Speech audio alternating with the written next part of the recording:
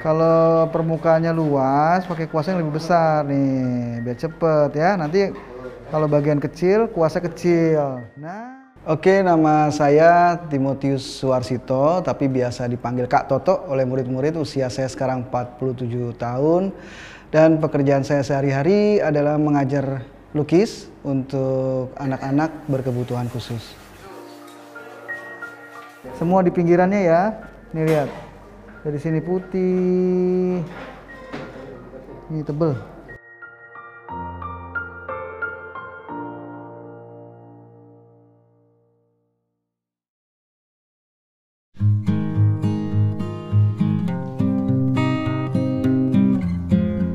Saya sebenarnya kalau dari jenjang pendidikan sarjana ekonomi, itu lulusan saya, tapi untuk basic sebelumnya saya lebih ke teknik sipil ya. Iya, saya di jurusan ekonomi di Universitas Satya Negara, mengambil jurusan manajemen. Kuliah saya untuk mendukung pekerjaan teknik sipil saya untuk promosi jabatan gitu. Tapi saya akhirnya juga meninggalkan itu semua karena ketika di ujung-ujung perkuliahan mendekati proses tugas akhir dan segala macam, saya sudah mulai berpindah profesi menjadi seorang seniman gitu. Iya, jadi itu perjalanan ketika saya mulai bekerja. Sebenarnya bekerja di tempat sipil, pekerjaan pembangunan itu memang cita-cita saya. Tapi berjalannya waktu saya tidak mendapatkan sesuatu yang membuat saya untuk menyenangi pekerjaan itu terus-menerus gitu ya. Jadi saya gampang capek, gampang stres. Dan kemudian saya pikir apa ya pekerjaan yang membuat saya lebih ringan, lebih happy, dan lebih semangat bekerja.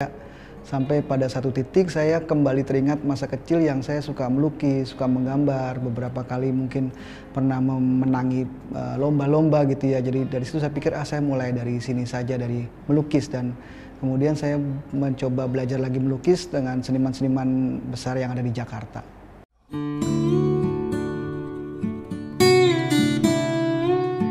Mau ganti merah juga boleh kayak Pak Jokowi kalau merah. Hitam aja. Ya, hitam aja. Abang mau pilih orange campur putih atau ini yang dicampur putih? Orange.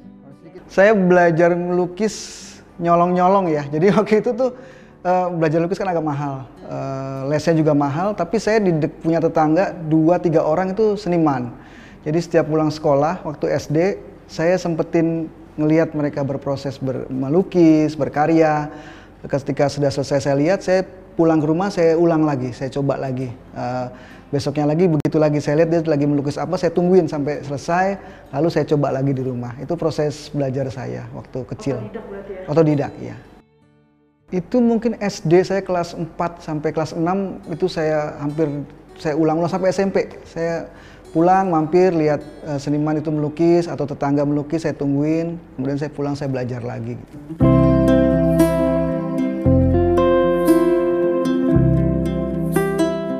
Di tahun 2001, kan saya belajar setahun dengan seorang teman, Pak Yohanes, guru di Hadiprana juga. Terus dia melihat bahwa ini sih sebenarnya udah bisa melukis, jadi tinggal belajar sebentar dan ikut saya mengajar aja. Dan mulai 2001, saya mulai akhirnya fokus menjadi pengajar di Hadiprana Art Center.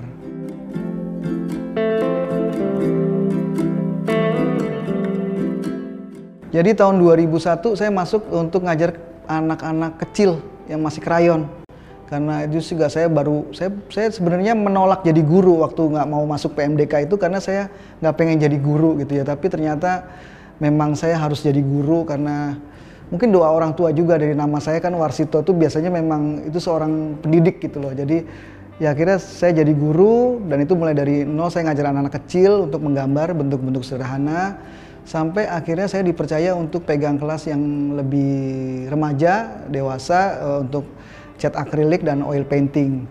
Nah, kemudian tahun 2003-2004 ketika saya juga sudah merasa nyaman tuh kerja di tempat yang saya senang, saya nggak pernah capek, saya bisa lebih happy, banyak bertemu dengan anak-anak, dan saya mengajar itu sesuatu yang ternyata buat saya sangat menyenangkan. Saya berpikir bahwa saya harus punya sesuatu yang bisa lebih spesifik. Karena saya pengen membantu orang yang di tempat orang nggak banyak kerjakan itu. Mungkin kalau orang bilang kerja sosial, tapi saya pikir waktu itu saya bukan kerja sosial, saya lebih pengen punya keahlian yang nggak banyak orang bisa. Nah kemudian ngobrol dengan sama guru di sini juga, namanya Pak W.Y. Haryanto. Dia bilang kenapa nggak ngambil ngajar anak-anak berkebutuhan khusus. Nah berkebutuhan khusus itu apa? Saya bilang gitu lah. Kemudian mulai bercerita dan sampailah ke tentang anak autis. Nah waktu itu saya cuman dalam hati aja, pengen juga sih gitu punya anak autis, pengen coba-coba. Walaupun saya nggak ada basic gitu untuk mengajar itu. Dan 1 minggu kemudian ternyata ada tawaran untuk mengajar anak berkebutuhan khusus. Dan akhirnya itu menjadi tanda buat saya bahwa oh ini mungkin panggilan saya harus ke sini, dan itu saya jalankan sampai sekarang.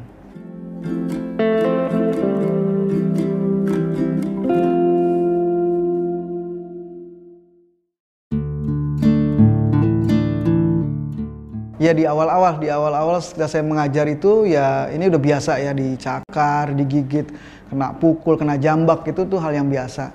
Tetapi berjalannya waktu, saya semakin mengerti bagaimana mentreatment anak-anak seperti ini. Jadi saya sampai menemukan sebuah metode lebih ke leadership ya. Saya harus bisa menjadi pemimpin bagi mereka. Karena ketika saya bisa menjadi pemimpin bagi mereka, mereka akan sangat patuh, mereka akan sangat nurut kepada saya. Tapi ketika bertemu dengan mereka pertama kali pun, saya seperti bertemu sama teman lama. Jadi sahabat lama. Jadi saya nggak pernah menganggap mereka sebagai pesakitan, orang yang perlu dikasihani, orang yang perlu diobati, atau orang yang seperti apa. Tapi saya seperti ketemu teman lama aja yang ya udah yuk gambar apa, mau apa, gitu, bikin project apa gitu. Kebanyakan dari kita orang tua tuh yang kurang dari anaknya itu yang ditambah. Kalau saya nggak mau, karena kalau ini kurang ditambah, nanti begitu penuh dia jadi rata. Jadi yang saya cari adalah kelebihannya. Kelebihannya ditambah, dia akan menonjol lebih tinggi dari orang lain. Jadi outstanding di luar dari orang lain, lebih hebat gitu. Jadi kalau di murid saya akan mencari dengan tes, beberapa tes, lalu saya kasih media, saya lihat dia bagusnya di apa? Di garis kah, di permainan warna, di ekspresi, atau di membuat bentuk-bentuk apa. Nah dari keahlian itu, saya kasih pekerjaan mereka untuk membuat karya seni. Nah sambil saya lihat di mana dia paling terasa sangat ringan, sangat bahagia, happy, bisa menyelesaikan dengan sangat bagus. Nah dari situ mulai saya, oh berarti anak ini dengan gaya seperti ini, dengan pola seperti ini untuk proses penciptaan karya seninya. Jadi saya juga bilang nggak perlu mempelajari hal-hal yang sulit, tapi berangkat dari yang dia punya bisa jadi karya-karya yang hebat.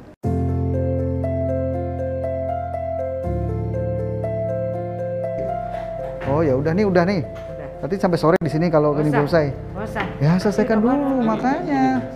Kalau nggak sampai sore aja nggak apa-apa sih Pak Toto mah, bebas.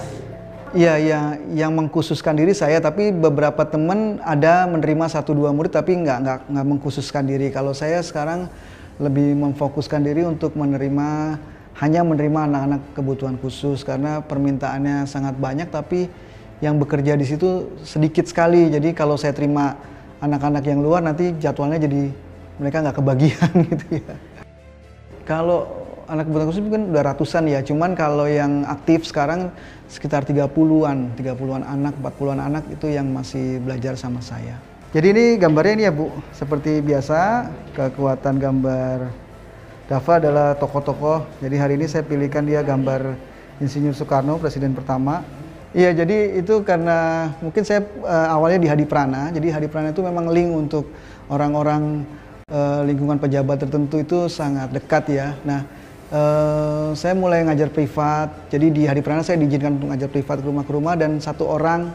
Lalu misalnya dulu anak cucu dari Menteri Pak Hasrul Harahap gitu. Lalu mereka punya kenalan lagi ya, bekas menteri juga siapa. Jadi banyak pejabat negara, ketua DPR, cucunya apa segala macam itu juga jadi murid saya. Terus mungkin pengusaha-pengusaha top sampai duta besar pun anak-anaknya pernah jadi murid saya gitu. Cuman memang saya nggak begitu hafal mereka siapa-siapa karena saya juga nggak pengen cari tahu, supaya saya fokus ke anaknya aja bukan ke orang tuanya gitu ya. Jadi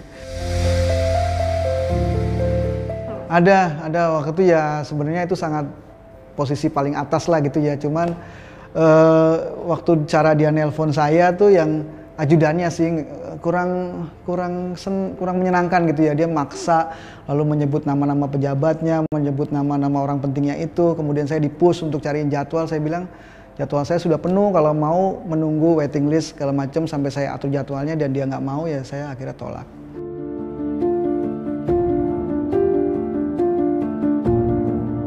Iya, jadi kalau pencapaian murid-murid sangat banyak, tapi yang paling saya ingat di Emilio, karena dia murid pertama saya. Kemudian dia pameran tunggal juga yang saya adakan pertama untuk murid saya, dan harganya luar biasa. Itu kisarannya sih kalau harga rata-rata lukisan 15 sampai 20 juta. Tapi ada satu karya yang mencapai harga 350 juta. Tapi ya itu tadi, karena itu masterpiece tidak dijual sama ibunya walaupun ada penawaran. Tapi di malam pertama pameran tunggal itu dia mengumpulkan uang hampir 400 atau 500 juta dari hasil karyanya, dan itu membuat saya suatu pencapaian yang besar kalau secara ekonomis gitu ya. Tapi kalau pencapaian lain tertinggi kayak Aldi, itu dia masuk rekor muri menjadi anak ABK dengan karya terbanyak sepanjang tahun. Jadi dia setahun bisa melukis 1.500 karya abstrak. Lalu masuk rekor muri dan dibuatkan buku oleh seorang kurator hebat Indonesia, Agus T. Darmawan, dan diterbitkan oleh PT Gramedia. Nah, itu buat saya suatu pencapaian hebat. Dia juga pernah pameran di Perancis. Kemudian yang murid-murid yang lain secara kumulatif, secara komunal, ya yang mempertemukan saya dengan dua presiden gitu ya, dengan Pak SBY kita diundang ke Istana Cipanas, lalu dengan Pak Jokowi diundang ke Istana Bogor. Dua presiden ini pengen melihat karya teman-teman dengan kebutuhan khusus, dengan autis seperti apa, dan semua responnya bagus, dan sangat bahagia ya melihatnya, senang kalau ternyata anak-anak ini juga sangat bisa berprestasi.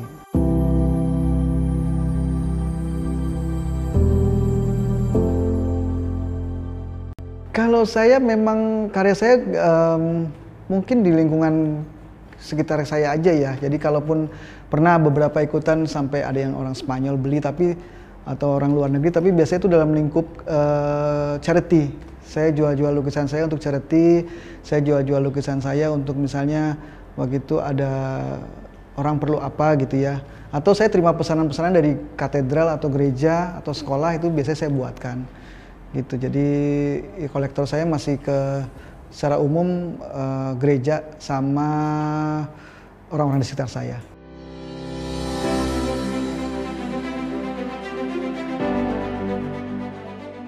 Kalau ke Jepang saya diundang sebagai narasumber untuk berbicara di forum Art Brut Internasional. Di situ isinya banyak profesor, doktor, sama pejabat pemerintah Jepang untuk mereka pengen pelajari saya gimana cara saya mengajar anak-anak autis di Indonesia, pendekatan saya gimana, metodenya seperti apa. Itu saya pernah diundang ke Jepang. Lalu kemudian kalau proyek melukis mural itu di Kerajaan Pahang di Malaysia, proyeknya kerajaan, saya pernah disuruh melukis di sana juga. Kalau keluar baru itu untuk proyek-proyek yang ininya, atau pameran-pameran biasanya kirim-kirim karya aja sih.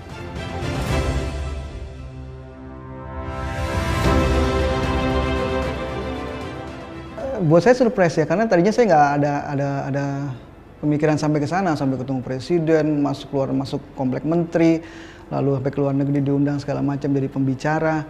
Karena saya pikir saya pengen happy, saya pengen bekerja di suatu bidang yang bikin saya bahagia, karena itu aja sih yang saya cari. Jadi ternyata malah ketika saya bekerja di situ outputnya lebih bagus, saya kerja lebih maksimal. Lalu satu lagi ada mungkin kalau pernah dengar pemikiran Sujiwo Tejo ya, jadi saya cuma pengen berusaha jadi orang baik. Orang baik itu mungkin saja nggak bisa kaya raya, tapi begitu perlu itu ada aja yang bantu, ada aja rezeki, ada segala macam. Jadi ya saya cuma pengen jadi orang baik aja lah gitu.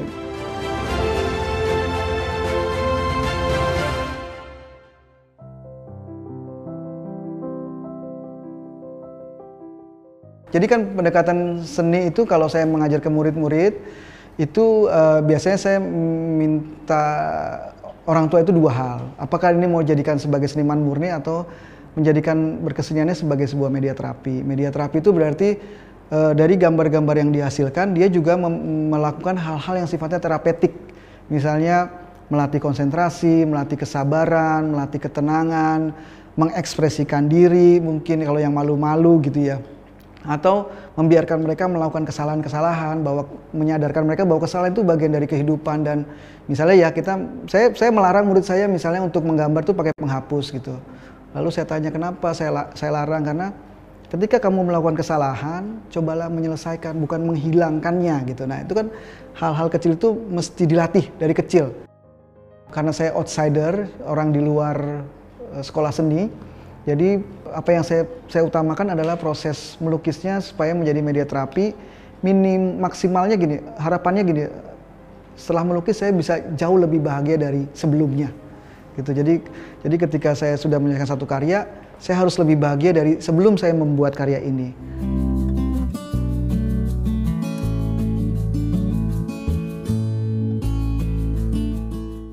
Kita ke pameran teman. Jadi ada teman di asosiasi itu mengundang saya ke pameran melukis anaknya dia. Nah di situ kita ketemu dia. Ternyata anaknya mirip kayak Salman. Lebih berat sebenarnya, lebih berat dari Salman. Kita lihat kok bisa sih anak yang lebih dalam tanda kutip lebih berat masalahnya dibanding Salman, kok bisa melukis sebagus ini dan sebagainya. Nah dari situ kita ngelihat, terus kita tanya guru lukisnya siapa. Itulah awal asal muasalnya.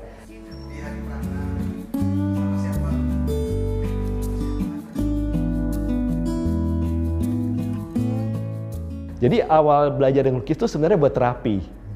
Jadi buat terapi ngelukis, lalu Salman disuruh ngelukis itu belum ke kanvas, tapi udah langsung praktek. Jadi beda sama yang biasa, yang ada teori, di situ dia langsung praktek. Jadi gambar kotak-kotak, jadi buat segitiga makin besar, kecil-kecil seperti itu, buat bundaran dan sebagainya. Begitu Pak Toto ngeliat tangannya udah lumayan bisa fokus, kuat gitu, langsung ke lukisan. Nah, jadi dari situ kita ngelihat, oh kok udah mulai bagus. Ini yang rapi dulu. Nah, sob, yang atas ganti kuas, berarti harus yang kecil.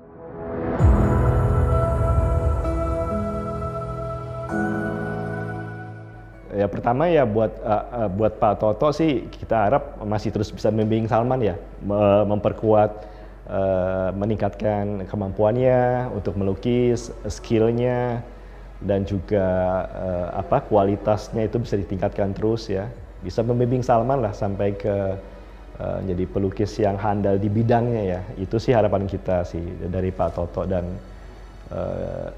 kita juga berharap kan Salman kan bertahap ya, dari anak kecil, akil balik, dewasa, pasti ada perubahan emosi, mudah-mudahan bisa diatur-atur juga dengan cara melukisnya seperti apa. Itu aja sih. Jadi buat kita sebagai orang tua sih memang dalam tanda kutip tadi ya, kita udah pasrah dan berharap mudah-mudahan ini menjadi bekalnya dia di hari tuanya dia sih. Itu aja.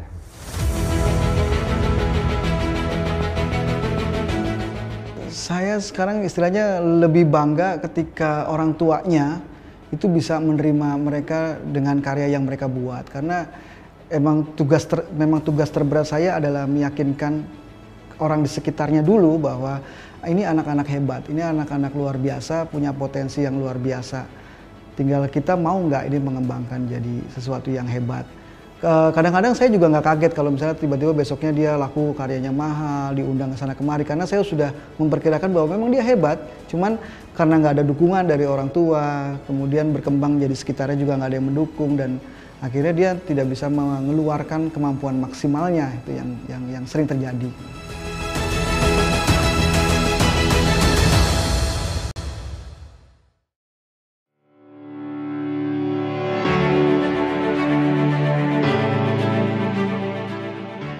Ya, seni itu bagaimana saya melihat kehidupan ini menjadi sebuah anugerah, lalu saya bagaimana meresponnya untuk menjadi anugerah juga buat orang di sekitarnya. Buat saya itu aja, jadi saya nggak mau berpikiran yang tentang teori macam-macam. Banyak hal yang akhirnya saya lihat teman-teman seniman yang lain ketika sudah belajar seni dengan teori segala macam, ujung-ujungnya mereka cuma mau kejar dua hal yang mungkin nggak pernah bisa mereka kejar, kejujuran dan kemerdekaan. Dan ini semua dipunya oleh murid-murid saya, tanpa mereka harus pengen dipuji, pengen diapa, mereka berkarya dengan jujur, dengan teknik yang dia punya, nggak mengada-ngada, nggak sadar estetik, nggak segala macam. Yang penting ya saya happy, orang di sekitar saya happy, keluarga happy, dan jadinya vibe-nya itu membuat orang di sekitarnya lebih menyenangkan.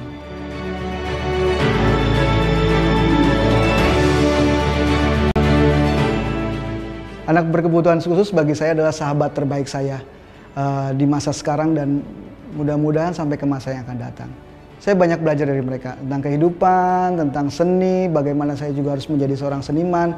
Tapi yang penting saya belajar bagaimana saya menjadi orang yang jujur dan itu tadi, merdeka. Itu penting.